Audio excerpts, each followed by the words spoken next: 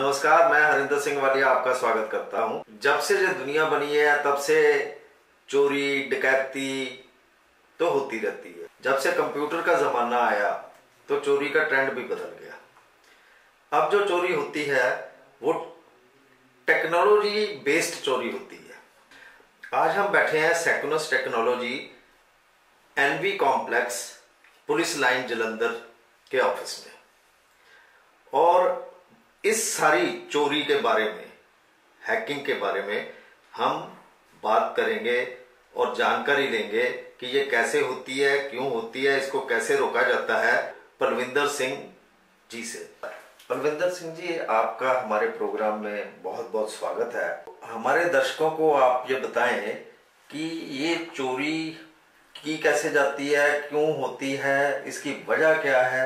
आज की डेट में जो चोर हैं they are in the virtual world, कि वो आपके सामने बैठे बैठे आपके मोबाइल के अंदर एंटर कर रहे हैं एंड फिर भी हमें कोई आइडिया नहीं होता। या कोई भी डिजिटल वर्ल्ड की कोई भी ऐसी सुविधा जैसे कि मोबाइल की एप्लीकेशंस, वेबसाइट्स, कंप्यूटर, लैपटॉप, कोई भी नेटवर्किंग डिवाइस, चोर अपने घर पे बैठे बैठे, उसको फिजिकली भी उठकर नहीं आना पड़ता, वो अपने घर पे बैठे बैठे बिना फिजिकली मूवमेंट के he can enter into your mobile phone. वो आपके फोन के अंदर, आपकी वेबसाइट के अंदर या कोई भी डिजिटल डिवाइस के अंदर एंटर कर सकता है। एंड उस केस में हमें फिजिकली कोई मूवमेंट नहीं, उस केस में हमें पता लगाना थोड़ा सा मुश्किल होता है। So as we are moving to the digital India, तो इसके बेनिफिट्स तो बहुत हमें मिल रहे हैं, बट इसके डीमेरिट्स भी कुछ हैं कि जैसे आप अपने घर बैठे बैठे सुविधा प्राप्त कर रहे हैं, सिमिलरली ऐसे हैकर भी अपने घर बैठे बैठे उसी सुविधा का डिसएडवांटेज ले रहे हैं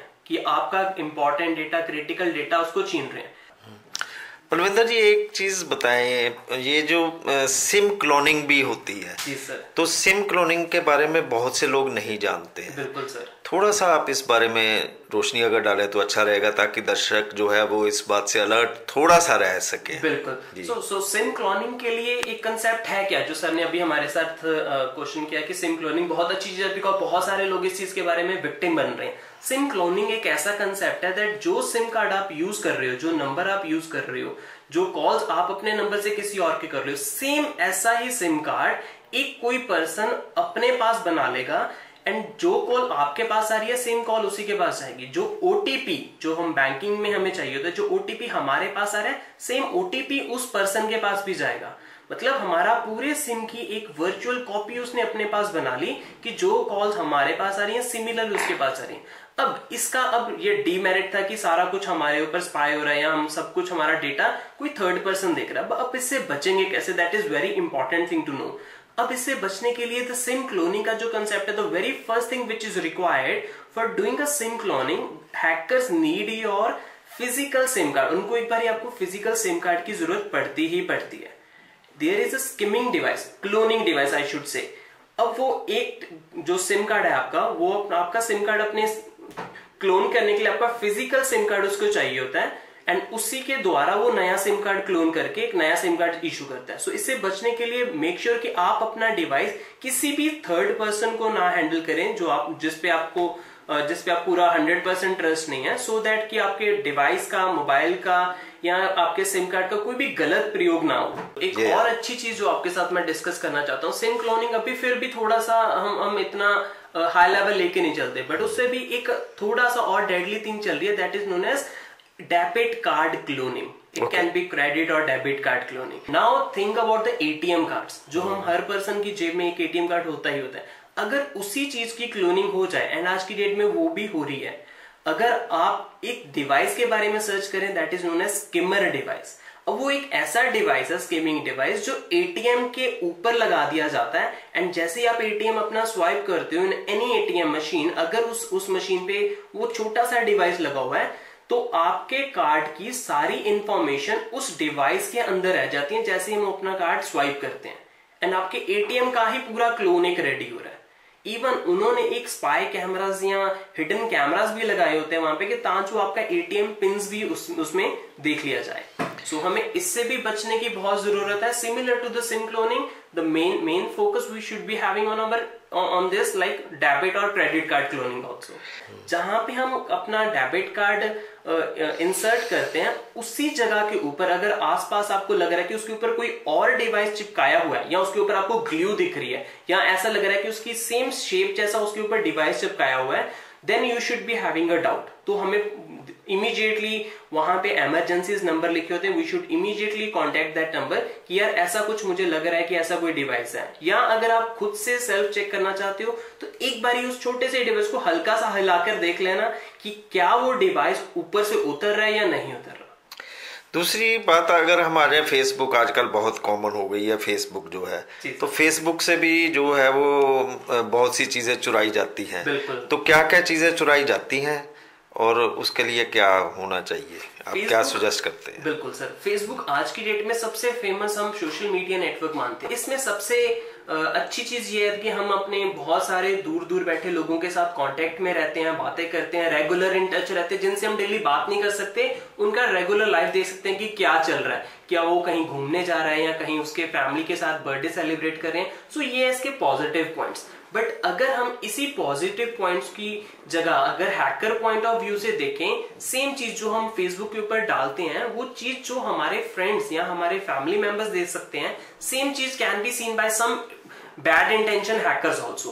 अब वो क्या करते हैं, आपकी वही इंफॉर्मेशन वहां से उठाते हैं कि आपका बर्थडे कब है, आपका फोन नंबर क्या है, आपकी मेल आईडी क्या है, आप रहने वाले कहां पे हो, आपका फादर नेम क्या है। क्योंकि ये सारी कॉमन चीजें जो हम फेसबुक पे ऐड करते हैं, my brother, my father, my sister, so ये सारे हैकर्स क्या करते हैं, ये सारी इंफॉर्मेशन जो अपने पब्लिकली डाली होती है, सबसे पहली मिस्टेक करते हैं हम पब्लिकली डालते हैं, ये इंफॉर्मेशन वहां से कलेक्ट करके they will start doing social engineering with you.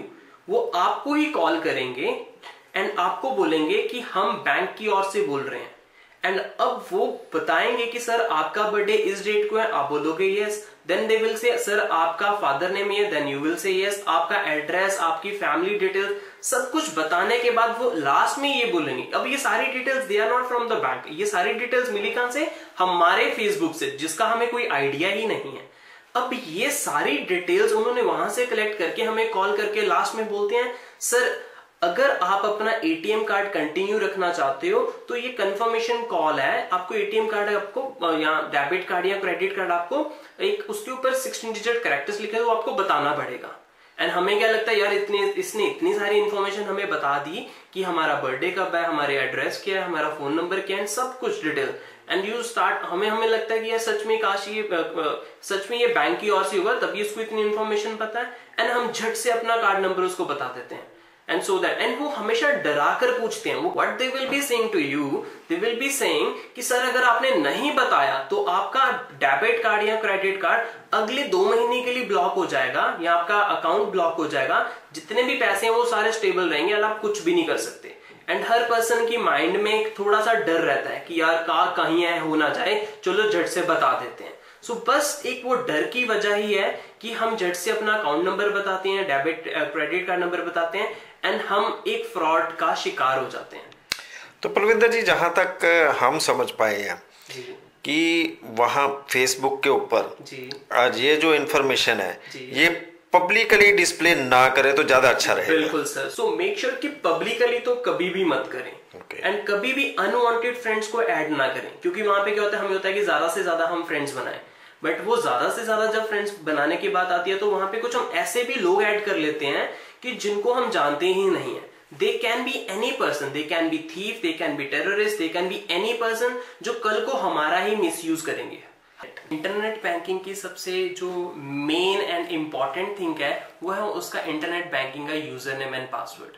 अब उस यूजर नेम एंड पासवर्ड को ही हमें सबसे ज्यादा सिक्योरिटी देनी पड़ती है अगर हम इन टर्म ऑफ इंडिविजुअल बात करें, क्योंकि इसकी सिक्योरिटी 2 तरफ से होती है, एक होती है बैंक की तरफ से, एक होती है यूजर की तरफ से।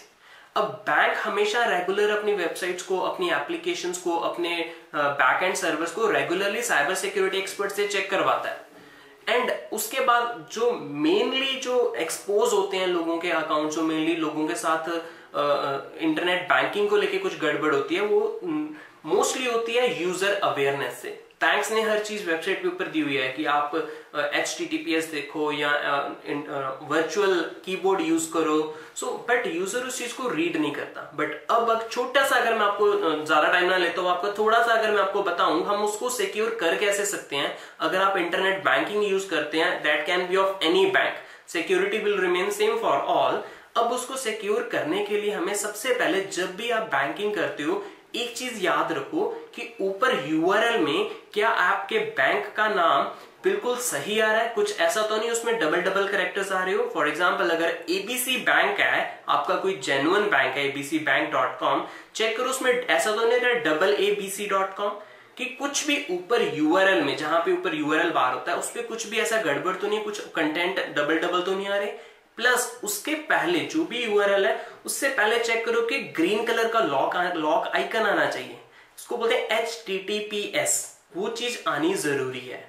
क्योंकि उससे होता है कि हमारी जो भी ट्रांजैक्शन हो रही है, जो भी हमारे सिस्टम से डेटा सर्वर की ओर ट्रैवल कर रहा है, वो एनक्रिप्टेड फॉर्म में चल रहा है या नहीं चल रहा। अनदर थिंग जो आ रही है कि हम जब कभी भी user name and passwords fill करते हैं, तो हर बैंक ने अपने वेबसाइट के ऊपर एक वर्चुअल कीबोर्ड दिया होता है, जो हम कभी यूज भी नहीं करते, बट वो यूज करना चाहिए। क्योंकि अगर आपके सिस्टम में एक भी ऐसा कोई भी मलेशियस या कोई भी इंट्रूडिंग सॉफ्टवेयर हुआ, तो आपने कीबोर्ड को यूज करके जो कुछ भी टाइप किया, चाहे आपने यूजर नेम टाइप किया, चाहे पासवर्ड टाइप किया, वो हर चीज आपके ही सिस्टम में रिकॉर्ड हो गई एंड आपको नहीं पता वो कब आपके सिस्टम से किसी इंट्रूडर हैकर के पास ट्रेवल करेगी।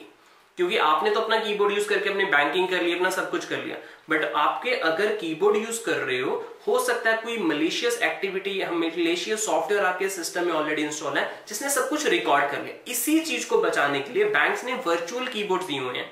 सो हमेशा याद रखिए कि वर्चुअल कीबोर्ड यूज करना ही करना है।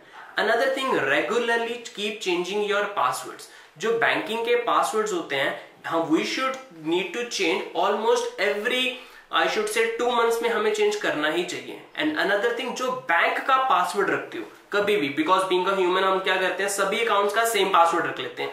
बट होता क्या है, अगर हमारा एक भी पासवर्ड बैंक का लीक नहीं हुआ, अगर किसी और का लीक हो गया, तो सभी का पासवर्ड सेम है तो सारे ही जाते हैं।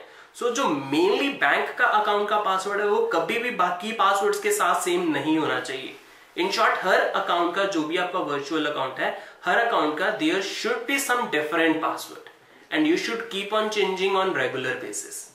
सो दोस्तों, आपने पलविंदर जी से सारी बातें सुनी, चोरी कैसे होती है। तो हमारे साथ बात करने का, हमारे दर्शकों के साथ बात करने का आपका बहुत बहुत शुक्रिया। Thank you so much. So हम भी आपसे इजाजत लेते हैं, और यहाँ पे हम आपको ये दोबारा कहते हैं कि आज की चोरी बहुत एडवांस हो चुकी है, तो आप खुद भी एडवांस बनो। चाहे आप इसमें काम करना चाहते हैं, नहीं काम करना चाहते, लेकिन अपना घर बचाना बहुत जरूरी है। सो ये हमारा कहना है। सो नमस्कार।